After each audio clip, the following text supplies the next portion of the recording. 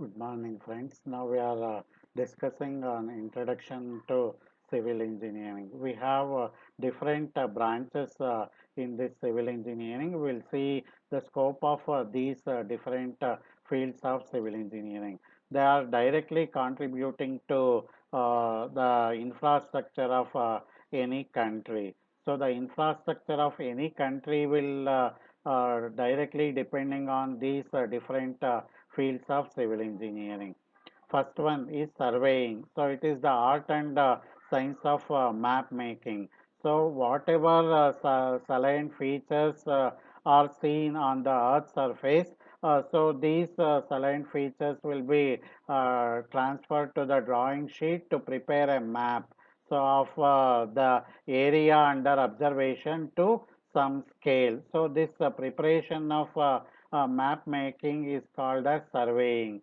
So the distances between any 2 points will be measured and the angles, if any, between the two lines are measured in horizontal and vertical planes with the help of our traditional instruments like chain, tapes, compass, and theodolites in the earlier days. But now we are discussing the modern technologies like remote sensing and GPS, that is geographical positioning system.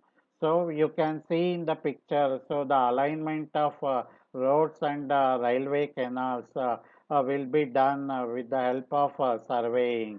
So Oh, so if you see this picture, so of this elevated highway or the flyover, so the alignment has to be maintained before starting the construction. So it will be achieved with the help of this surveying. Now, building materials. So, shelter is the basic need for all the living beings in the world.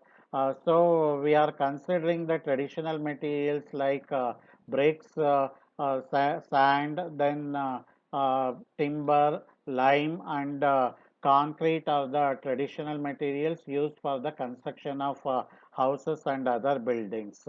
So then later cement will be invented and then reinforcement. So in the form of steel bars. So by introducing this steel reinforcement in the cement concrete will increase the durability of the large structures.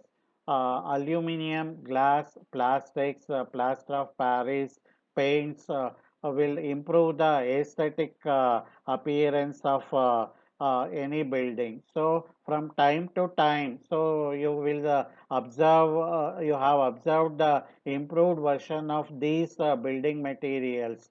So in the market. So any civil engineer will make use of these materials in one or the other place. Then construction technology. So there will be a fastest rate of urbanization and there will be a proportionate increase in the cost of the land. So that is enforcing us to go for the vertical growth of the buildings. So you can see 25 storied and even more floors of the buildings in the metropolitan cities. Even in small towns, the 3 to 4 floor buildings are very common.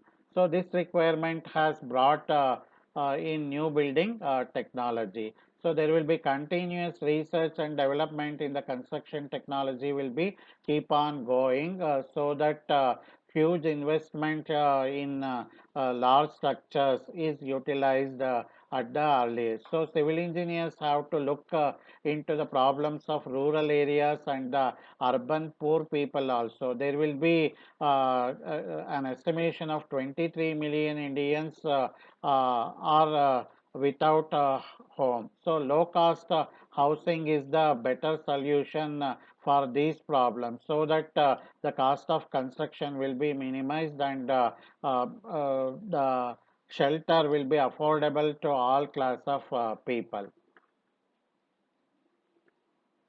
So then structural engineering. So before building any structure, so it should be analyzed and designed to decide about its size to resist the possible forces coming on it. So you can see in any building, so the columns and beams so are the basic structural components which are taking the loads coming on any building. So the structure design should be safe, and at the same time its components should be as small as possible. So up to mid 60s, so there will be lot of improvements were seen in the classical method of analysis. So the need of tall structures and improvements in computers gave rise to matrix method, and so the finite element method of analysis is used to calculate the load coming on any component of the structure and design the component suitably.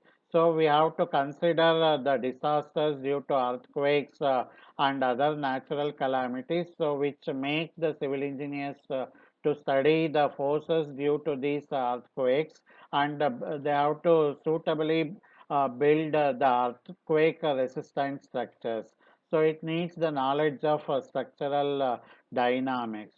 So a civil engineer not only has to give a safe structure, but he has to see that the investment made on the structure will be economical. So all these aspects will be considered under structural engineering.